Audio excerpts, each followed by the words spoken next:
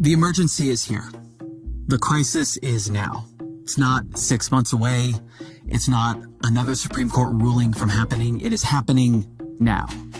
Maybe not to you, not yet, but to others, to real people whose names we know, whose stories we know.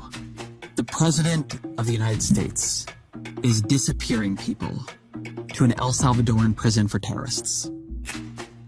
A prison known by its initials, CCOT.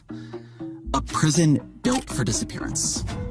A prison where there is no education or remediation or recreation, because it is a prison that does not intend to release its inhabitants back out into the world. It is a prison where the only way out, in the words of El Salvador's Justice Minister, is in a coffin. Homeland Security Secretary Kristi Noem visited the most notorious prison in the Americas to drum up some support for the Trump administration deporting hundreds of men there without a trial. First of all, you do not come to our country illegally. You will be removed and you will be prosecuted. But know that this facility is one of the tools in our toolkit that we will use if you commit crimes against the American people. On Monday, President Trump said in the Oval Office, in front of the eye of the cameras, sitting next to El Salvador's president, President Bukele, that he would like to do this to U.S. citizens as well.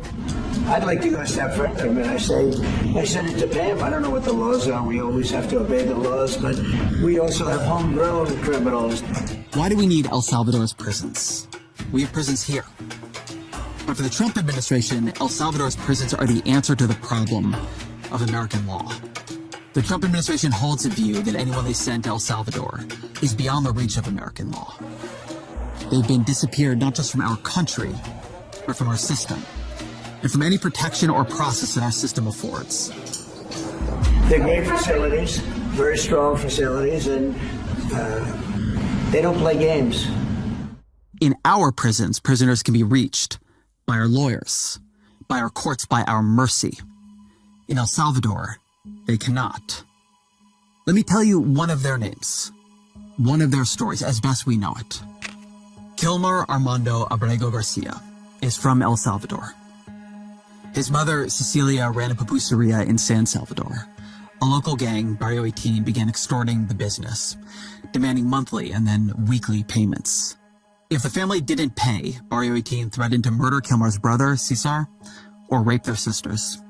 Eventually, Barrio 18 demanded Cesar join their gang, at which point the family sent Cesar to America. Then Barrio 18 demanded the same of Kilmar, and Kilmar, at age 16, was sent to America too. This was around 2011. This is what we mean when we say he entered illegally. A 16-year-old fleeing the only home he's ever known, afraid for his life. Abrego Garcia's life here just seems to have been a life, not an easy one. He lived in Maryland. He worked in construction. He met a woman. Her name was Jennifer, a U.S. citizen. She had 2 children from a past relationship. One has epilepsy, the other autism. In 2019, they had a child together. That child is deaf in one ear and also has autism. Jennifer was pregnant in 2019. On the day, Abrego Garcia dropped one kid off at school, dropped the other off with a babysitter, and drove to Home Depot to try to find construction work. He was arrested for loitering outside Home Depot, asked if he was a gang member. He said no, and he's put into ICE detention. The story gets stranger from here. About 4 hours after he's picked up, and that appears to be the first contact he's ever had with local police, a detective produces an allegation, citing a confidential informant, that Abrego Garcia is actually a gang member. Abrego Garcia has no criminal record, not one here, not one in El Salvador. He was accused, strangely, of being part of a gang that operates in New York, a state that he has never lived in. Whoever produced the allegation, they were never cross-examined. And when Abrego Garcia's attorney tried to get more information, he was told that the detective behind the accusation had been suspended, and the officers in the gang unit would not speak to him. Abrego Garcia's partner, Jennifer, said she was, quote, shocked when the government said he should stay detained because Kilmar is an MS-13 gang member. Kilmar is not and has never been a gang member, I'm certain of that. In June of 2019, while Abrego Garcia was still detained, he and Jennifer got married, exchanging rings to an officer separated by a pane of glass. Later that year, a judge ruled that Abrego Garcia could not be deported back to El Salvador because he might be murdered by Barrio 18, that his fear was credible. Abrego Garcia was then set free. Each year since then, he has checked in with immigration authorities. He's been employed as a sheet metal apprentice. He's a member of the local union who is studying for a vocational license at University of Maryland. There's no evidence anywhere, offered by anyone, that has suggested Abrego Garcia poses a threat to anyone in this country. But on March 12th, Abrego Garcia was pulled over while driving, his 5-year-old in the backseat. He was told his immigration status had changed. On March 15th, in defiance of the 2019 court ruling, Abrego Garcia was flown to El Salvador and imprisoned at CICOT as a terrorist. It was a mistake. The Trump administration is now acknowledging they wrongly deported an immigrant to that notorious prison in El Salvador, calling it An administrative error. An administrative error. Clerical error. It was an administrative error. Mistakenly deporting a Maryland father. This so-called administration error has destroyed my family's happiness, my children's innocence. I want to read to you from the editorial of the National Review, probably the country's leading conservative magazine. Here is the first sentence. The court fight over Kilmar Armando Abrego Garcia is a most unusual one, in that no one denies that the government violated the law in deporting him. No one denies. If the Supreme Court said bring somebody back, I would do that. I respect the Supreme Court.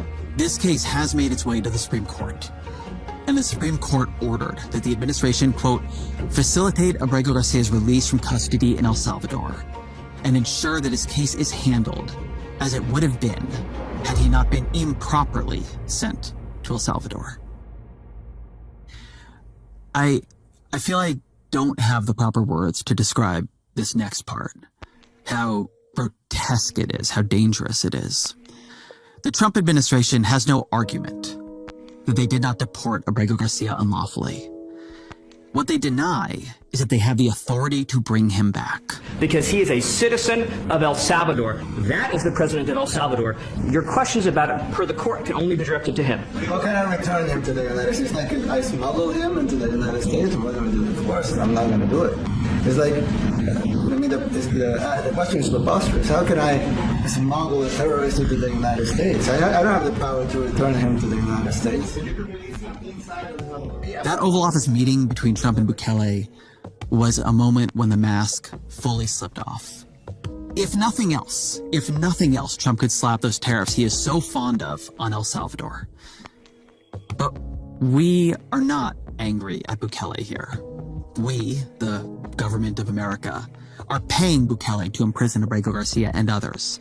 Bukele is not doing this against Donald Trump's wishes. He is Donald Trump's subcontractor. I thought Jon Stewart pinpointed part of its horror well. Like, they're enjoying this. Each of them declaring that there was nothing they could do for Abrego Garcia. No way to allow him his day in court. No way to allow the American legal system to do its job and assess whether he's a danger. No way to follow the clear order of the Supreme Court. And from their perspective, maybe they're right. Because here's a scary thing that I think sits, at least partially, beneath their calculus. Politically, they cannot let Abrego Garcia out, nor any of the other people they sent to CICOT without due process. Because what if he was released? What if he returned to the United States? What if he could tell his own story? What if, as seems quite likely, he's been brutalized and tortured by Trump's Salvadoran henchmen? Well, he can't be allowed to tell the American people that. To the Trump administration, Abrego Garcia is not a mistake. He's a liability, and he's a test. A test of their power to do this to anyone. A test of whether the loophole they believe they have found, a loophole where if they can just get you on a plane, then they can hustle you beyond our laws and leave you in the grips of the kind of gulags they wish that they had here. Does that include potentially U.S. citizens, fully naturalized American? They're not ashamed of this. They're not denying their desire to do it to more people. Yeah, that includes them. What do you think? There's a special category of person? They're as bad as anybody that comes in. We have bad ones too. And I'm all for it. Because we can do things with the president for less money and have great security. We are not even 100 days into this administration, and we are already faced with this level of horror. And I can feel the desire to look away from it, even in me. What all this demands is too inconvenient, too disruptive. But Trump has said it all plainly and publicly. He intends to send those he hates to foreign prisons beyond the reach of U.S. law. He does not care. He will not even seek to discover if those he is sending into these foreign hells are guilty of what he claims, because this is not about their guilt. It is about his power. This is how dictatorships work. Trump has always been clear about who he is and the kind of power he wants. And now he's using that power. And everyone around him is defending his right to wield that power. The foreign policy of the United States is conducted by the President of the United States, not by a court. And no court in the United States has a right to conduct the foreign policy of the United States. It's that simple. End of story. The Supreme Court said exactly what Marco said, that no court has the authority to compel the foreign policy to function in the United States.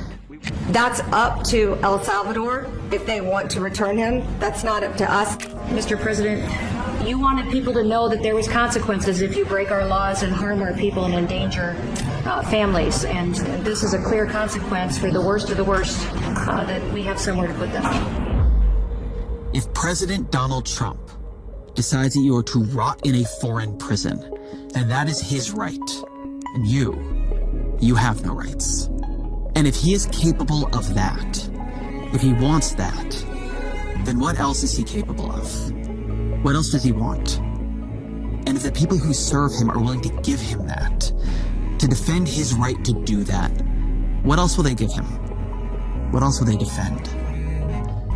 This is the emergency. Like it or not, it's here.